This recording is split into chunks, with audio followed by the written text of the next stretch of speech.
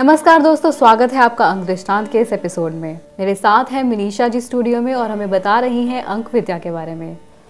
मनीषा जी, ये बताइए कि जब हम कोई नई गाड़ी लेते हैं, घर लेते हैं, तो इसका अंक का तो महत्व रहता ही है इन सब में। तो जब भी हम कुछ नया कुछ खरीदें, कुछ नया करें, तो किन बातों का ध्यान रखें अंक से को मायने रखते हुए? हाँ बिल्कुल प्रिया, आपने बहुत ही अच्छा क्वेश्चन उठाया कि आजकल लोगों में ना ये अवेयरनेस नहीं है। जैसे लोग प्लॉट ले लेते हैं और फिर हमारे पास आते हैं और वो कहते हैं कि 3 साल से प्लॉट पड़ा है, ना यहाँ निर्माण हो रहा है, ना यहाँ कुछ मतलब ठीक हो रहा है और बनने में इतनी दिक्कतें आ रही हैं। तब गौर करके देखा जाए तो वो पता चलता है कि वो उन्होंने ना तो अपनी गणना उसमें ली। तो व्यक्ति को हमेशा ये ध्यान रखना चाहिए कि उसका जो डेट ऑफ बर्थ है उससे हट के प्लॉट या जो भी वो अंक ले रहा है, घर का या मकान का या फैक्ट्री का, वो अंक उस अंक से बिल्कुल मैच ना हो। यहाँ गणना डिफरेंट हो जाती है न्यूमरोलॉजी की। मतलब आपको जो भी चीज़ लेनी है लैंड से संबंधित, व्हीकल से संबंधित, उसमें आपको जो है इंटरचेंजेबल अंकों का सहारा लेना है, जिससे कि लाइफ में आपकी चीज़ें ऊपर आएँ। सपोज़ अगर व्यक्ति का डेट ऑफ बर्थ है 1 या 3, तो उस व्यक्ति को 1, 10, 19, 28 की भूमि में नहीं जाना है। 3 है तो 21 और 12 नंबर की भूमि में नहीं जाना है। जहाँ उस भूमि की संख्या 3 या 12 या 21 जो भी टोटल उस व्यक्ति के डेट ऑफ बर्थ के हिसाब से होता है वो बनाती है, वो उस पर इतने दुष्प्रभाव डालेगा। दूसरी बात कि वो अंक उसको नीचे लेके आएगा और उसको स्वास्थ्य में हानि करेगा। पैसे की तरफ से भी व्यक्ति का नेगेटिव फ्लो स्टार्ट हो जाएगा। तो अगर इन चीज़ों का हम ध्यान रखें कि जैसे जो हमारा डेट ऑफ बर्थ है तो उससे हट के अगर हम अंक लेते हैं तो हमें प्रॉफिट होगा। और अगर हम उससे एक ही अंक में रहते हैं, जैसे 3 नंबर का व्यक्ति 3 नंबर के मकान में रह रहा है, तो उसको कभी लाभ नहीं पहुंचेगा। थोड़ा सा इन चीज़ों पे अगर हम गौर करके चलें तो हम देखेंगे वाकई में ही हमने जीवन में बहुत ज़्यादा पॉजिटिविटी देखी है और उपलब्धियाँ प्राप्त की हैं।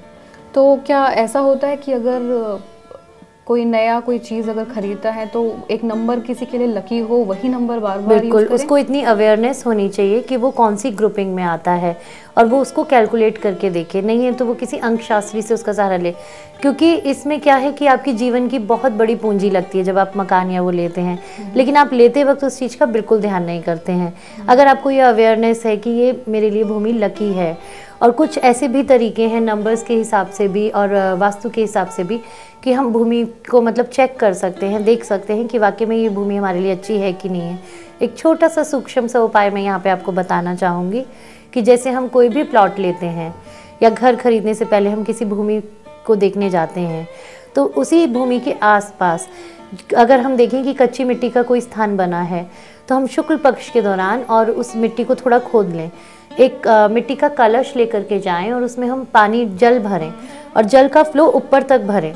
रात में वो घड़ा वहाँ गाड़ दिया जाए और सुबह मतलब गाड़ ऐसे दिया जाए, थोड़ा सा ही उसको दबाना है और सुबह के वक्त पे वो जल को चेक किया जाए। अगर वो जल मटके में नीचे बैठ जाता है तो हमें ये समझ लेना चाहिए कि वो हमें फ़ायदा नहीं करेगी भूमि, वहाँ सिर्फ खर्चा ही खर्चा है।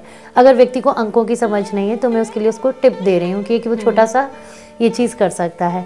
दूसरा, अगर वो फ्लो उतना का उतना ही रहता है उस जगह पे, तो व्यक्ति ये समझ जाए कि ये इस जगह पे धन का फ्लो बहुत अच्छा है, पॉजिटिविटी अच्छी है और हर तरीके से ये जगह उसके लिए शुभ रहने वाली है।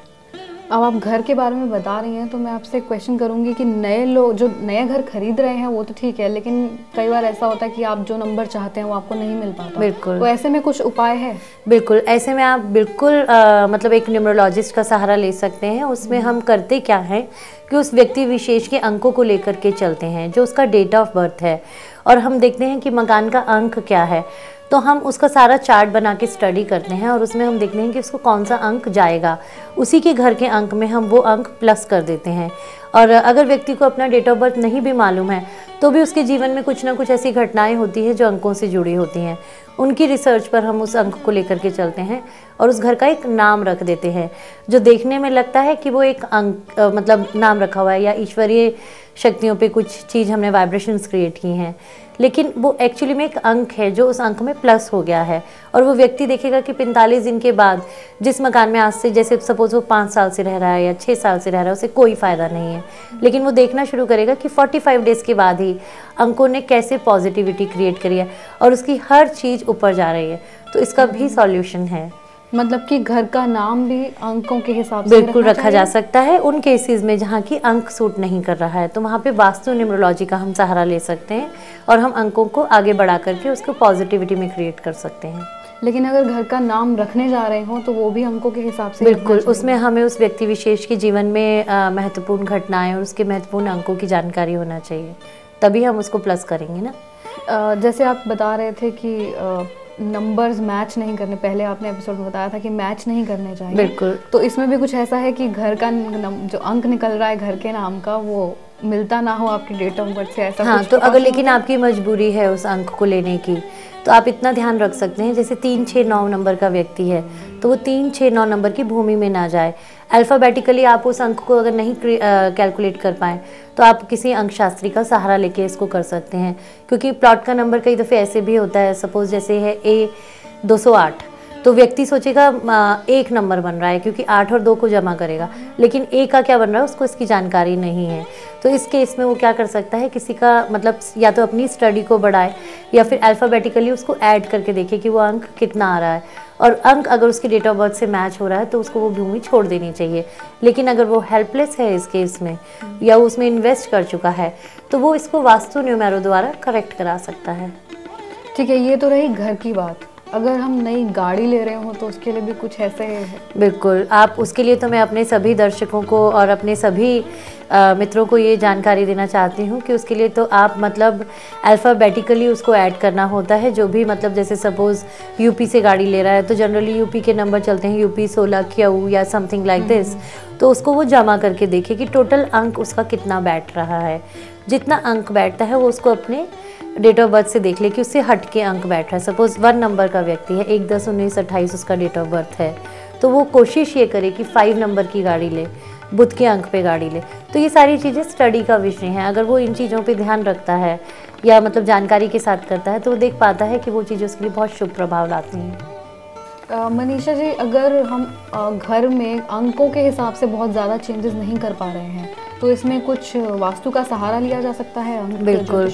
देखिए, कई दफ़े क्या होता है कि व्यक्ति को नहीं पता होता है कि उसकी अपनी जन्मतिथि क्या है या उसको इतने इवेंट्स भी नहीं याद होते हैं। तो हम हर तरीके से देखते हैं कि हम घर में पूजा करते हैं, सब कुछ करते हैं, लेकिन व्यक्ति ये ध्यान नहीं रखता है कि मैंने अपने घर की वास्तु दोष नहीं दूर किया है या वास्तु पूजा नहीं करी है।